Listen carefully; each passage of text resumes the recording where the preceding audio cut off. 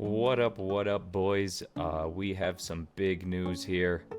Season to Discovery Phase 2 Preview, Quality of Life Runes, Raid Loot, PvP Event.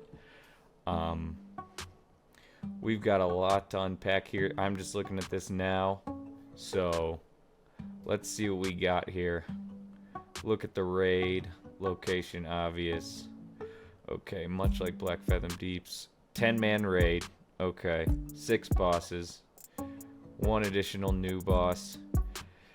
Each of the previous 5 bosses has been redesigned to present new challenges within the raid group. This dungeon also introduces a new world buff. There will be a variety of new items and rewards with even more epic rewards and additional sources beyond the last 2 bosses of the dungeon. There will also be new class sets to acquire and quest rewards adjusted for level 40. Class sets, that sounds pretty cool. Okay, I'm a fan. Players will also be able to undertake a new profession quest chain leading to new materials players can use to craft more powerful items. As a compromise for both leading edge players and more casual players, the raid dungeon will become available with the launch of Phase 2, but there will be 2 lockouts of the normal weekly lockout timer at the start of the phase. This means the first of these raid resets will occur February 13th and the second will occur February 20th with the regularly scheduled maintenance. This will allow for leading edge players to get level 40 mount and start the hunt in the raid dungeon right away, but also minimizes the number of lockouts missed for those who level more slowly. Okay, so hold on a second here.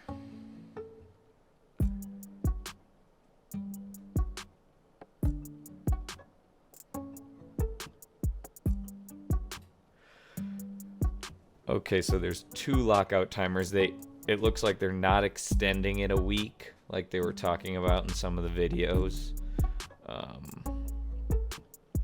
There will be a lockout on the 13th and the 20th. I'm not all that sure what that's gonna do. Honestly, I'm gonna come back to the gear. I want to see the rune updates. Okay, we wanted to provide everyone with a sneak peek at just some of the new runes that will be available to discover as they continue to level up to level 40. Druid Runes Eclipse is a player favorite ability from future expansions that we've brought back from Season Discovery. Increases the critical chance of your next 2 Wrath abilities by 30%, and Wrath increases the critical strike chance of your next Starfire by 30%. Each effect stacking up to 4 times. Okay, so Druids are getting Eclipse. That seems like it'll be pretty fun. Never really played a Druid. And King of the Jungle. Fundamentally changes your Tiger's Fury by increasing all physical damage you deal by 15%, as well as instantly granting you 60 energy. As a trade-off for this, Tiger's Fury now has a 30-second cooldown. Okay. Looks like you get a Feral and a Boomkin rune. Paladin Runes. Sheath of Light. Cause damage with your melee weapon to also increase your spell power. It will also cause your critical heals to apply an additional heal over time on the target. Okay, so Sheath of Light. Seems like it's, I don't play Paladins much either, sorry boys, but seems like it could be good for Ret or Holy, mostly Holy. Increases your spell power and gives you a hot. And then Guarded by the Light. Each time you hit a target with your melee weapon, you gain 5% of your maximum mana per 3 seconds for 15 seconds. But the amount healed by your Flash of Light, Holy Light, and Holy Shock spells are reduced by 50%. Okay, so that's like helps you go less. That's always good. Alright, Hunter Runes. Melee Specialist is a passive ability which will reduce the cooldown on Raptor Strike. Cause it to trigger instantly, and each usage of Raptor Strike has a chance to trigger its cooldown.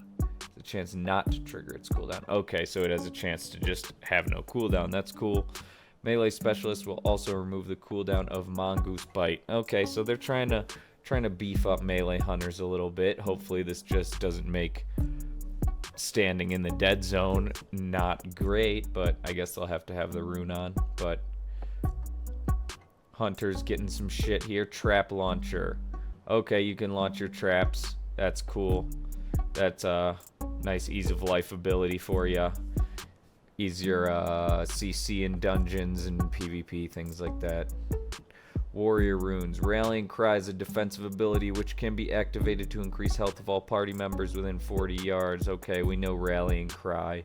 It's a solid beef buff for you there. Bloody Surge. Gives some of your abilities a chance to make your next slam instant cost no rage. That sounds fun, you know. Warriors are going to scale well in Classic. Blood Surge sounds like a good ability here. I like hitting the slam button when I'm playing Warrior, so that'll make it feel even better. Rogue Runes, Shuriken Toss. Throw Shuriken at your enemy, dealing damage to your target and up to 4 additional nearby, so rogues get a little bit of AoE. That'll be nice. And Master of Subtlety causes attacks made while stealth and for a short time after exiting stealth to cause additional damage. Okay, that's pretty fun. That's pretty fun. You're gonna get those big ambushes, and for 6 seconds after stealth, so you get a nice opener. That'll be fun for the rogues. Priest Runes. Mind Spike to your okay, so you get Mind Spike. Okay, that's cool. To blast your target with Shadow Frost damage and apply a debuff which increases the critical chance of your next Mind Blast on the target by 30%, stacking up to 3 times. Okay. Okay, engrave your belt, engrave your boots. These are all belt and boots runes. Okay, that's what I was looking for. But yeah, they're belt, boots runes, Mind Spike. That'll be good. That'll be good. Increases your crit chance, big numbers, and pain suppression is the other priest one. As a favorite from later expansions, pain suppression can be cast on a friendly target to significantly reduce their damage taken and increase their resistance to dispel mechanics for a short time. I hope that's not in the video, but never mind. Alright, this is just a oh shit button. That'll help. That'll make priests even harder to kill. That'll be great. Okay, Warlock. Invocation. When you refresh some of your damage over time effects while they have less than 6 seconds remaining, instant damage will be dealt to your target equal to 1 tick of that spell's periodic damage. So you no longer have to worry about refreshing your damage over time effects at the perfect moment. Oh, okay. Corruption, Immolate, Curse of Agony, Siphon Life. When it has 6 seconds duration remaining, will cause you to deal instant damage to the target equal to 1 period of that. Is that going to use? So if you have all of those up, this might be a stupid question, but if you have all of those up and then you hit Invocation, is it just going to like do some huge spike and refresh the CDs? Because that's pretty nasty. And Dance of the Wicked. You and your demon pet gain dodge chance equal to your spell critical strike chance each time you deal a critical strike to an enemy, and also regain 2% of your max mana. Okay, so every time you crit, get a little tankier, and you gain mana. That's pretty good. Ooh, Missile Barrage. I like that. It's a sexy looking little icon there. Missile Barrage gives your next Arcane Blast, Fireball, and Frostbolt spells a chance to reduce the channel duration of your next arcane missiles by half. Reduces its mana cost to 0 and causes missiles to fire every 0.5 seconds. Okay, so that'll be pretty nice. I love the quick arcane missiles. That was always a good feeling when you got that on your mage. That should be fun. And Chronostatic Preservation boots. Fuses arcane fire and frost magic to freeze chronomatic energy into a stored state for later use. You can hold this energy for up to 15 seconds before it combusts and expires. When unleashed, heals a friendly target for... Okay, it's a great new spell that allows you to store some of your arcane fire and frost energy for later use. Okay, I might need to see that in action a little bit, but it sounds like if you just like fuses arcane into a stored state for later use.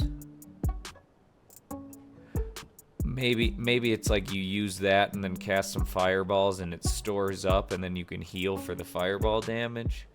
That'd be kind of cool for a mage heal type of deal. All right, here we go, boys. Shaman, 3 of them.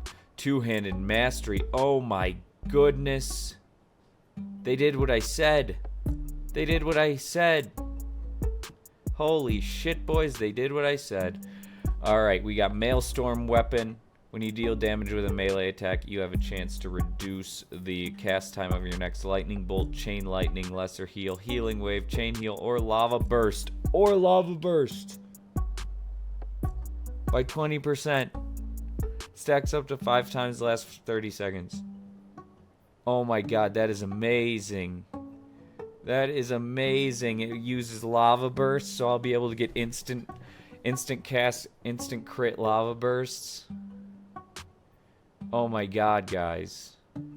Spirit of the Alpha. Infuses the target with the spirit of an alpha wolf. Increases all threat generated by 45% for 30 seconds, or 30 minutes. Okay, so you Spirit of the Alpha? Fuck yeah, bro. Spirit of the Alpha right here, baby. But that's a tank, clearly. And two-handed mastery. Engrave your chest or robe. So this is the only one. So boots, belt, and then they have a new chest one, which makes sense because this is shield mastery, dual wield mastery, and now they have two-handed mastery. Let's see what they have to say about this. While some shaman chooses to battle with one weapon in each hand, others prefer to hand out devastating blows with a two-handed weapon. Let's fucking go, baby. If dealing damage with a two-handed weapon is your playstyle, then you'll want to pick up two-handed mastery. Each time you strike an enemy with a two-handed weapon, you gain 30% attack speed with this weapon. Each time you strike an... Oh my god. That's amazing, boys. That is amazing. I'm so happy right now. Two-handed mastery. The two-handed enhancement dream is alive and well. We're going to get Wind Fury. And it's the chest rune, so you can use two-handed with Maelstrom weapon. Bop someone with a Wind Fury. And then bop someone with a Lava Burst instant. You won't have overload on it, though. You won't have overload on it. But holy shit, boys. I love that. Alright, now let's see the PvP updates. Beware the Blood Moon. With Phase 2 of Season of Discovery, we are introducing a new PvP event called the Blood Moon. This new event brings with it a bit of mayhem to Stranglethorn Vale, and the Blood Moon will shine above the zone, casting an eerie red fog on the area. Building on what we have learned from the Ashenvale PvP event in Phase 1, we have created this event to occur on a more predictable timetable so that players can play for when they are able to take part. Can plan for when they take part. Sorry guys, I can't fucking read, so everything's fine. Event the Blood Moon every 3 hours, 30 minutes, Stranglethorn. What, where, when, why, and how, boys. During this event, killing players will allow you to earn currency which can be traded for various rewards. I like it already. While you can still grow up with your allies for the event, the Blood Moon is a harsh mistress and will punish those in raid groups. That's interesting. For those who would rather live in peace and harmony with the land, you can opt out of the event by speaking with the Zandalaria Emissary. You will not be able to earn any rewards from the event if you opt out, and general realm PvP rules will still apply. Unlike in the Ashenvale PvP event, there will not be any PvP objectives in Stranglethorn Vale's event. You also need to keep a sharp eye out for the Chosen of the Bloodloa, who is more than a force to be reckoned with and will kill all in their path. Okay, so this is pretty sweet. Unlike the Lvl PvP event, there will not be any PvP objectives. So is that what there's gonna be no bosses you kill, but keep an eye out for the chosen Bloodloa? So does he not drop you anything, but he's gonna be just like killing people? I fucking love it, man. This sounds sweet. If you're looking to spend your currency on new rewards, you will want to seek out the merchant just outside Gurubashi Arena. Players will be able to earn new class-specific item rewards. Oh, mounts, boys. Mounts, boys. And then we got a finger, hell of a finger, and Sanguine Skull Crusher. Classes warrior. Okay. I wonder if these are... I hope these aren't all the items you can get, but also new mounts. You got the Walmart Tiger and the Walmart Raptor from ZG. There are also 2 new faction agnostic mounts that players will be able to acquire by participating in the event. These level 40 mounts also have new appearances. There are also new quests which will help you earn a Arathi Basin reputation. This event will not have associated world buff. Additional adjustments are coming to matchmaking. While we understand that it can be frustrating for solo players who match against pre-made groups, we want to be careful about impacting queues. I get this. To address this, we are implementing 2 changes. Players in groups of 5 or fewer will have a higher chance to match against groups of 5 or fewer. Likewise, if you're in a group of 6 or more, you have a higher chance to group against 6 or more. Okay, I think that's good, because they were saying how if you just have solo queue and group queue, it might get shitty once there's a bunch of battlegrounds. Because if you're queuing for just Warsong Gulch, sure, all the players are... You'll be able to find a group of solo queuers for Warsong Gulch and a group of pre-mades. But if you have Warsong Gulch, Arathi Basin, and Alteric Valley, and everybody's queuing for all of them, you may just need to like smash those things together somehow, because if they're only searching for groups, you might just never get into an Arathi Basin, or you may never get into an Alteric Valley, or whatever. So I like what they're doing, man. They're like taking it easy. They're like addressing problems, but not overdoing it. We'll have to see how it goes live, but I like what they're doing so far. This will help aid in matchmaking more pre-made groups with pre-made groups and non-pre-mades with non-pre-mades. That's what you want. But you can't overdo it, because then you might be sitting 30 minutes in a queue. To account for the potential to create longer queues with this updated matchmaking system, the system will ignore these rules after a period of time, and we should start seeing... Okay, so yeah, see, that's what I'm saying. If they're only searching for big groups, it may get too long. So then after a certain period of time in queue, it'll just be like, okay, sorry, you're going to get in this with this pre-made. Tough luck. And I get that. I can get behind that. So then match you with the first available. Okay. Ashenvale will be moving to a 3-hour timer as well with Phase 2. This weekly quest world buff will not apply to players after level 39. Okay. So Ashenvale's kind of going to be dead. Profession upgrades.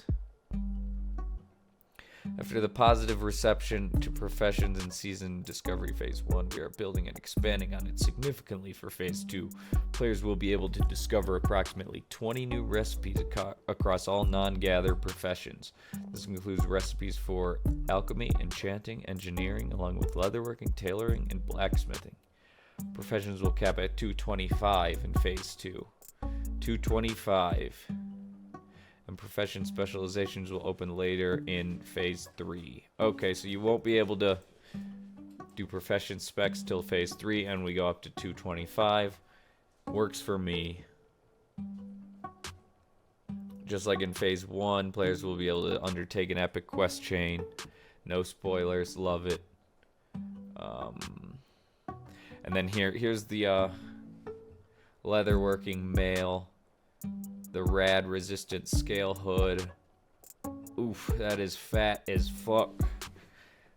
That looks nice for a shaman. Good thing I'm not leatherworking. And then tailoring, that's a nice head.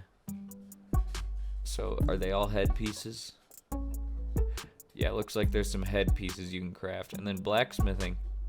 This one gives you stamina and intellect. That's a bit surprising. Recipes will also include some new materials that players will be able to find throughout the game and trade with others to get the items they need to craft their wares. Here are just some of the recipes you will find. Okay, just some. So there's more. There's probably a stamp strength head. But that looks sexy for a shaman, but it requires level working. I'm not that tryhard, so. Alchemists and enchanters will find a couple new recipes which can bring more utility and throughput into their own gameplay rather than simply creating things that they can use to sell and make a little extra gold. Okay, enchanters have their own special enchant. Wait, what is this? Gain enchanted sigil of innovation, empowering you to deal up to 20 increased damage and healing with spells, increasing attack power by 20.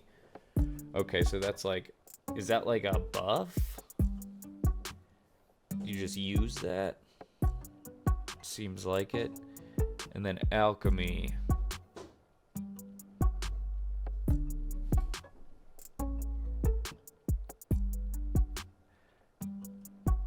Restores 262 to 438 mana. It's just like a big pot.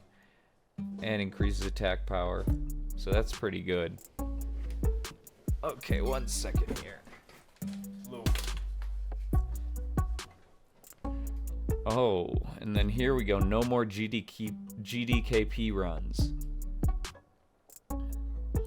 We are experimenting with a new policy which no longer allows GDKP runs in Season of Discovery. While we understand that there are some benefits for those who find this convenient way to gear, we also recognize that there are concerns surrounding the erosion of traditional guild and social structures that are part of the spirit of Season of Discovery. Given the experimental nature of Season of Discovery, we want to try things without this type of transaction taking place in this game mode. With the launch on February 8th, we will be restricting this activity. We will have more information to share on our official channels, and we'll be monitoring feedback closely. Okay, no GDKP runs. 50% experience buff for players between 1 and 25. Players will also see an increase in experience gain within Black Fathom Deeps. When it is cleared, Raid Dungeon will still continue to run with the current lockout timer, and players will no longer gain the world buff beyond level 39. Waylaid Supplies will also see an adjustment. We will share more later, but there will be a significant increase in experience gain from then on turn in. Okay, let's scroll up here. I got too excited for the runes, and I skipped some of this gear. Okay, the boss updates. You'll find some changes to boss areas within the dungeon affording for new challenges for players to overcome. Here's some examples you may find within Grubbus. New radiation vents may just come into play within this encounter. Okay. Crowd Pummeler 960. This boss has moved to a new part of the dungeon where your encounter will occur on a raised platform before a crowd. That's pretty badass. You get to fight in front of a crowd, some battle bots type shit. I like it. And Mechaneer Thermoplug. I always just called it Mech Engineer, but now I'm reading it's Mechaneer. Now has mechanical suits as part of his arsenal. Okay. New loot. We have placed a few nods to older items that were previously staples in the dungeon. Items such as the automatic crowd pummeler will also... Jesus. I'm sorry, guys. Items such as the automatic crowd pummeler will allow players to pick up just one of these items to reuse over and over as quality of life improvements. Okay, I can't read. I'm a little bit tipsy. I'm sorry, boys. I just got so excited. My buddy texted me that the runes were out, so I'm like, okay, let's just make a video right now for it. And we're just flying through it. So, okay, these may not reflect the final item stats. Bonk Maestro's hand guards. So they increase your weapon skill. That's interesting. Domesticated attack chicken. I thought it said domesticated attack children. I was like, Jesus Christ, Blizzard. Or release your domesticated attack chicken that will fight for you for 1.5 minutes or until defeated. Like it. That's fun. Mechano Strider Muffler. So you're basically beating your robot chicken with that. Yeah, that sounded weird, but whatever. Wordall's Hardened Core. Stamina, Arcane Resist, Nature Resist, Dodge Chance, Increase Armor, Tank Trinket. That's nice. Gear Mender's Grace. Okay. Healing done. Nice, Priest, Paladin, Shaman, Healer, Mace. Automatic Crowd Pummeler. Okay, we get another plus 69 attack power and Cat Bear in Dire Form. Like, that's just a badass. Okay, classes Paladin, Shaman, and Druid. I feel like when these things are like this, it's like, it says classes Paladin, Shaman, and Druid, but like, how are you gonna give this shit? The Druids are gonna be like, well, it doesn't give you any attack power and Cat Bear in Dire Form. Motherfucking bitch. And, but like, that thing's gonna swing like a monster. Use increased attack speed by 50% for 30 seconds. That's so good. That is so good. Fuck the Druids. We're taking it on my Shaman. Two-handed mastery. Sorry, boys. The Necronomicon. Okay, that's funny. Held an offhand. Intellect Spirit. Just a nice offhander for you. Additional items. Some fun items as well. How fun are they? Trog Transfigurator 3000. Transfigures the caster into a Trog. Okay, well, that's pretty fun. I'll give you that, Blizzard. Ari Grier's Whimsical World Warper. Okay, I can't fucking read, but like, come on, man. That's a tongue twister. Where could this device possibly take you? Oh well, who cares? 4-hour cooldown. Oh shit. So that thing just ports you around. That's pretty cool. Radiant Ray Reflectors. The words "deal with it" are etched into the side. Interesting. I wonder, like... Okay.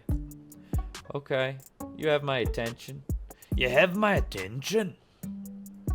To help players to get access to additional pieces that they are having difficulty collecting, there will also be armor piece token drops, allowing any player to use them to pick up additional set pieces they may be missing. For example, if your boots have been eluding you, you can use a boot armor token to purchase them from the vendor. Okay, and then this is doesn't look like a class set, but it is a set. The hazard set. Okay, and then you get tokens so you can buy. I like it. I like it, guys. I like everything that I'm seeing. Let me know what you think in the comments. Which runes you're most excited to see. Which items. I like this token idea. See the hazard leg plates. Big old tank. These look like maybe they're even a... they could be a Warlock tank gear with the bonus armor. And the Electromantic Chainmail.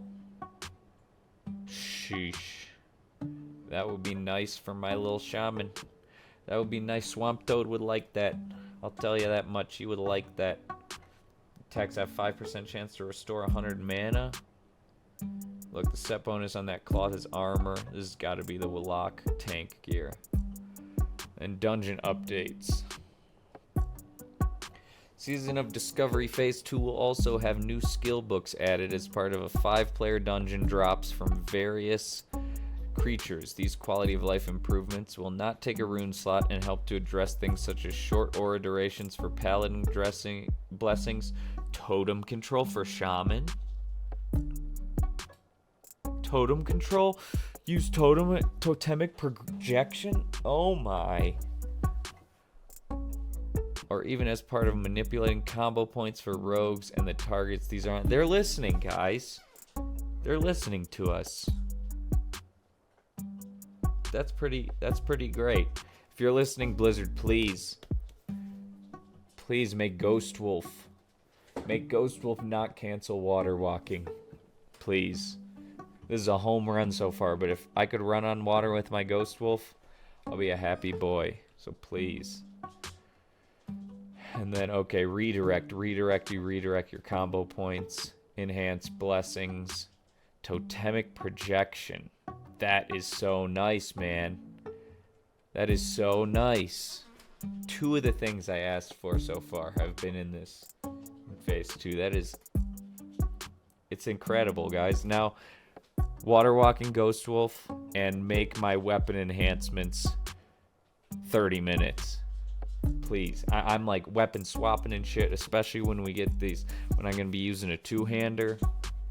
I'm going to be swapping weapons here and there. And if it's only 5 minutes, I may not swap a weapon every 5 minutes, but let me get 30. Let me get that big hammer in my bag so I can Wind Fury it up for 30 minutes and unleash that puppy. Alright, guys, so this is some huge news.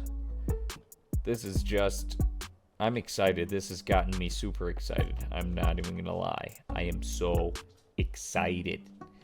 But yeah, let me know what you think in the comments, which runes you want to see, or not even what you want to see that you're most excited about. Clearly, I am all about Maelstrom Weapon.